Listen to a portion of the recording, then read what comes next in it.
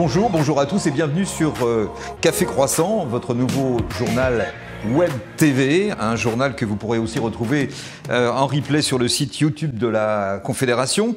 Mais avant de dérouler ce journal, eh bien, on va répondre à une question qui, on l'imagine ce matin, est sur toutes les lèvres. Pourquoi la Confédération de la boulangerie-pâtisserie a-t-elle choisi de lancer justement cette Web TV? Eh bien, c'est la question que je vais poser sans plus attendre à Xavier Casalini, qui est le secrétaire général de la Confédération. Bonjour Xavier. Bonjour Jean-Paul. Alors la question est toute simple. Pourquoi avoir lancé cette Web TV et pourquoi faire aussi? Alors la Confédération publie un journal, les nouvelles de la boulangerie-pâtisserie, dont la périodicité est tous les 15 jours. Néanmoins, on a vu au travers de la crise liée au Covid-19 qu'il y avait une nécessité d'informer les professionnels, je dirais quasiment au quotidien. Au travers des confinements, une cellule de crise a été mise en place qui permettait de veiller, je dirais, à toute la réglementation qui était publiée et d'informer les professionnels. Et là, on s'est aperçu qu'il nous fallait un média qui corresponde plus à ces besoins, à cette nécessité de communiquer auprès des artisans boulangers de manière quasi instantanée. Le journal ne pouvant pas répondre, je dirais, à ces standards, il nous est apparu comme une évidence de mettre en place cette Web TV pour être en lien de manière plus fréquente avec nos artisans boulangers. Et puis vous le disiez tout à l'heure, c'est devenu aussi cette Web TV un outil beaucoup plus accessible. On peut la regarder effectivement sur sa tablette, sur son téléphone. Et puis aussi avec des moyens qui nécessitent moins d'investissement parce qu'on peut faire un reportage maintenant avec un iPhone ou un simple smartphone. Alors l'idée étant effectivement d'être complémentaire avec le journal, puisque on pourra, comme vous l'évoquiez, regarder les émissions sur la chaîne YouTube de la Confédération. Donc elles seront publiées et on pourra donc les visionner à toute heure du jour et de la nuit. Bien, alors maintenant que nous avons répondu à cette question, pourquoi cette Web TV, puisque nous sommes le 3 janvier, eh bien nous allons tout de suite retrouver précisément Dominique Enract. Pour les vœux, bien sûr, on écoute Dominique Enract.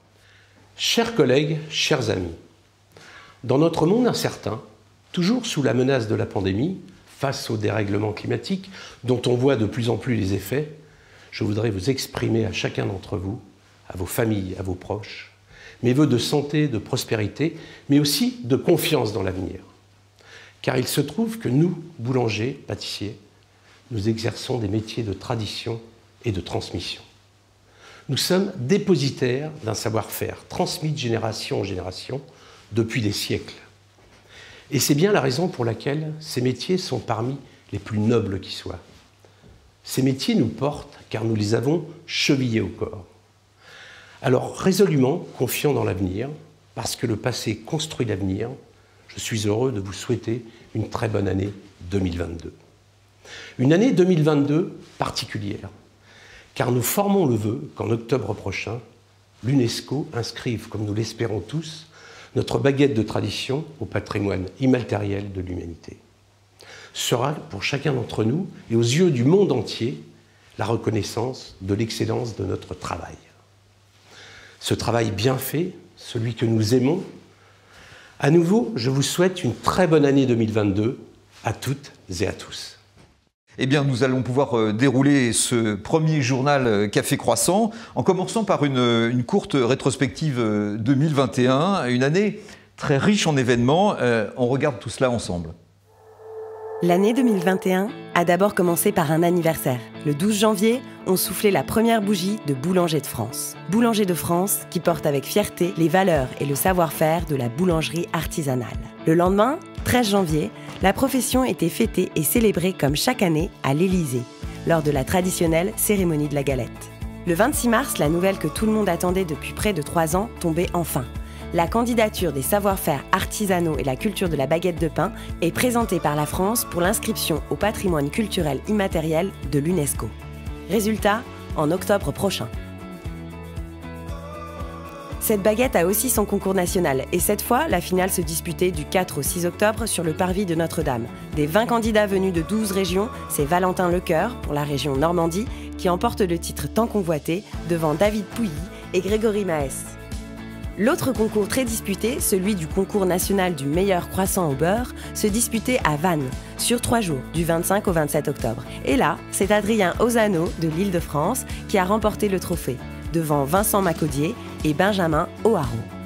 Et puis, espoir de demain, c'est Julie Enteriner, 18 ans, apprentie à Renningue, en Alsace, dans le Haut-Rhin, qui a été couronnée meilleure jeune boulangère de France.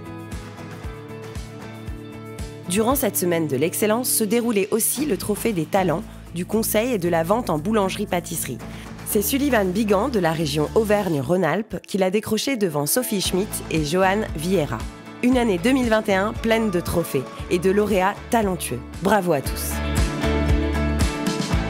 Alors justement Xavier, on va continuer à parler de cette baguette qui porte aussi, vous l'avez dit et rappelé, un peu l'image de la France un peu partout dans le monde, parce qu'on va revenir sur les deux grands concours annuels. D'abord bien sûr celui de la meilleure baguette de tradition avec Valentin Lecoeur, c'est le gagnant 2021. On l'a joint justement chez lui à Agneaux dans la Manche et on l'écoute. Déjà ça a été une reconnaissance dans le métier dès l'annonce des résultats. Et ensuite, tout de suite, quand je suis rentré à la boulangerie auprès des clients, c'est vrai que ça a mis beaucoup d'engouement. Ça a été suivi par de nombreux clients parce qu'on avait fait partager via les réseaux sociaux. Donc, c'était déjà très intéressant. Et puis après, voilà, ça a été la suite, c'était surtout au magasin que ça a changé beaucoup de choses avec l'influence des clients. On en a vu qu'on fait 1 heure de route. Ils venaient de Cherbourg ou de Vire. Donc, ça représente 1 heure de route aller et 1 heure retour juste pour la baguette. Donc, on a été surpris par cet engouement. Après la meilleure baguette et la baguette de tradition, eh bien, le meilleur croissant au beurre. Et le vainqueur de cette année, c'est Adrien Ozano, installé à Épinay-sur-Orge, dans l'Essonne, en région parisienne. Il répond à Café Croissant, évidemment. Ce qui a changé, c'est que je travaille un peu plus. Bon, c'est un peu un euphémisme, mais certaines journées, surtout les premiers week-ends, j'ai quasiment fait x4 en quantité de croissants, ce qui est pas mal. Les gens ils sont venus vraiment de loin pour goûter les croissants, puis ils viennent toujours d'assez loin. Là, j'ai des croissants récemment qui sont partis au Japon. Du coup, j'ai dû m'organiser pour pouvoir faire face à la demande. Donc, j'ai dû prendre un intérimaire qui m'a aidé les premières semaines. J'ai investi dans une nouvelle chambre de fermentation pour pouvoir avoir plus de croissants prêts dès le matin. Sur une des plus grosses journées, j'ai eu un pic. Les clients, ils attendaient 45 minutes pour avoir des croissants et ils en avaient, donc ils ont eu de la chance. Alors, je vais vous donner un chiffre. Sur ma plus grosse journée, j'en ai vendu 1200. C'est le record absolu que j'ai jamais dépassé pour l'instant. Et je pense pas que je le redépasserai parce que c'était vraiment de la folie. Alors, on l'a entendu dans l'interview d'Adrien Ozano, son trophée a eu un impact direct sur sa renommée d'abord, mais aussi sur ses ventes, bien évidemment. Pour autant, l'avenir n'est pas complètement rose. D'abord, on n'est pas sorti complètement de la pandémie et s'ajoute à cela la flambée de l'énergie et aussi les augmentations des matières premières, et notamment des céréales, de la farine et aussi du beurre. Sur le blé, tout d'abord, un rapide état des lieux.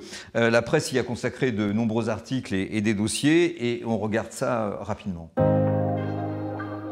Plus de 300 € la tonne de blé sur le marché à terme de Rouen, qui fait référence pour la France. C'est le prix le plus élevé jamais enregistré depuis 10 ans. Et même si la production mondiale a atteint un record pour la dernière campagne, selon plusieurs économistes, c'est surtout la demande chinoise qui tend le marché.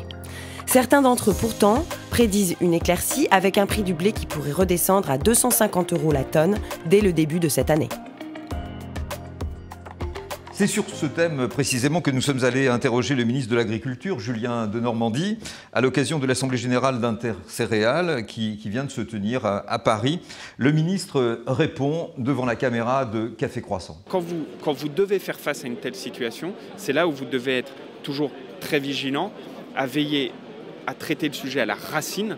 Et le sujet à la racine, en l'occurrence, ce qui nous réunit ici à l'Intercéréales, c'est les facteurs de production, la disponibilité de ces facteurs de production et s'assurer que chacun joue son rôle et ses responsabilités. Dernière question, est-ce qu'il pourrait y avoir une intervention du gouvernement sur le prix du pain ? Alors, qu'est-ce que vous voulez dire par réglementer ? Une aide pour que... Alors, sur tous ces sujets, vous savez qu'il y a des discussions sans cesse entre les acteurs de la profession et le ministère de l'économie et des finances, et ces discussions perdureront. Moi, là, je vous ai répondu sur les sujets de fond liés à la structuration de la filière au regard d'Intercéréales. Sur les sujets d'accompagnement, je crois pouvoir dire que le gouvernement jusqu'à présent a toujours été au rendez-vous pour aider, et je sais que les discussions, il y en a toujours eu, il y en aura toujours avec les équipes et mes collègues de Bercy notamment. Quoi qu'il en soit, la période des fêtes, c'est celle d'une très forte activité, évidemment, l'occasion pour de nombreux partenariats de se nouer ou de se renouer, et il y en a un dont Dominique Enracte, le président de la Confédération, est particulièrement fier, c'est celui signé avec les pompiers pour la traditionnelle galette des rois.